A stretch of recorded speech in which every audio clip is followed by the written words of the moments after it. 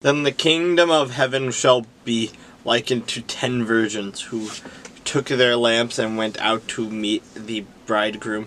Now 5 of them were wise and 5 were foolish. Those who were foolish took their lamps and took no oil with them, but the wise took oil in their vessels with their lamps. But while the bridegroom was delayed, they all slumbered and slept. And at midnight a cry was heard, "Behold, the bridegroom is coming!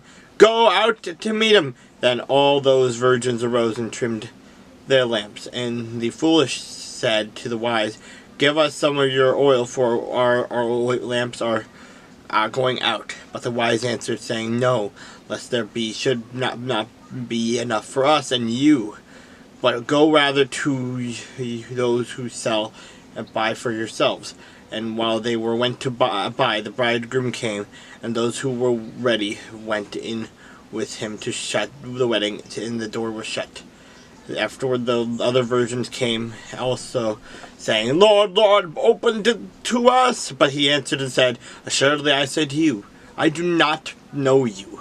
Watch therefore, for you know neither the day nor the hour in which the Son of Man is coming."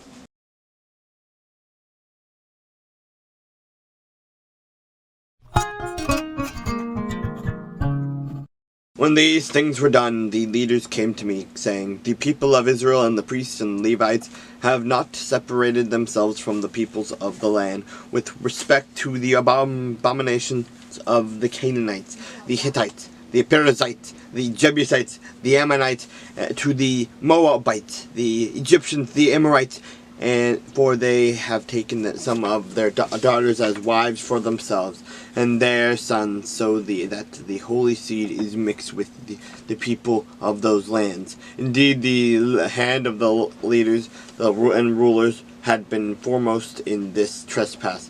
So when I heard this thing, I tore my garment and my robe, and plucked out some of the hair of my head and beard, and sat down astonished. Then everyone who trembled at the words of the God of Israel assembled to me, because of the transgression of those who had been carried away captive. And I sat astonished until the evening sacrifice. At the evening sacrifice I arose from my fasting, and having torn my garment and my robe, I fell on my knees and spread out my hands to the Lord my God. And I said, "Oh my God, I am too ashamed and humiliated to lift up my face to you, my God, for our iniquities have risen higher than our heads, and our guilt has grown up to the heavens. Since the days of our fathers to this day we have been very guilty, and for our iniquities we, our kings and our priests, have been delivered into the hand of the kings of the lands, to the sword, to the captivity, to plunder, and to humiliate, as it is this day. And now for a little while grace has been shown from the Lord our God, to leave us a remnant to escape, and to give us a peg in his holy place, that our God may enlighten our eyes and give us a measure of revival in our bondage. For we were slaves, yet our God did not forsake us in our bondage, but he extended mercy to us in the sight of the kings of Persia, to revive us, to repair the house of our God, to rebuild its ruins, and to give us a wall in Judah and Jerusalem. And now, O our God, that what shall we say after this? For we have forsaken your commandments, which you commanded by your servants the prophets, saying, the land which you are entering to possess is an unclean land, with the uncleanness of the peoples of the lands, with their abominations which have filled it from one end to another with their impurity.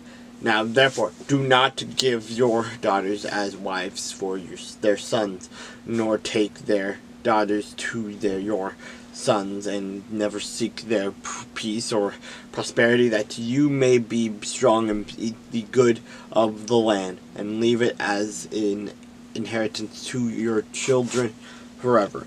And after all that has come upon us for our evil deeds and for our great guilt, since you, our God, had punished us less than our iniquities deserved, and have given us such deliverance as is this, should we again break your commandments and join in marriage with the people committing with these abominations? Would you not be angry with us until you had consumed us, so that there would be no remnant or survivor? O Lord God of Israel, you are righteous, for we are left as a remnant, and as it is this day, we are before you in our guilt, though no one can stand before you because of this.